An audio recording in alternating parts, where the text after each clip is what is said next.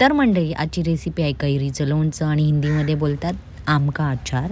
तर समर सीझनमध्ये कैरीचं लोणचं पापड वगैरे खूप सारे बनवतात।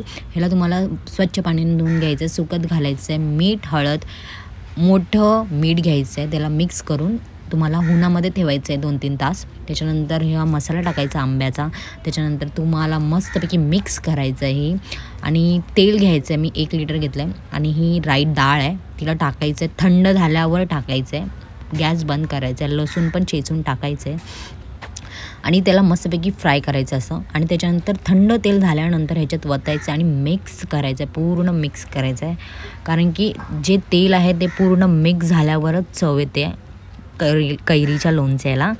आणि मस्तपैकी तुम्ही बनवा घरी, समर सीझन चालू आहे, हे पूर्ण वर्षभर राहतं, मातीच्या भांड्यात ठेवायचं आहे, मस्त झालं आहे।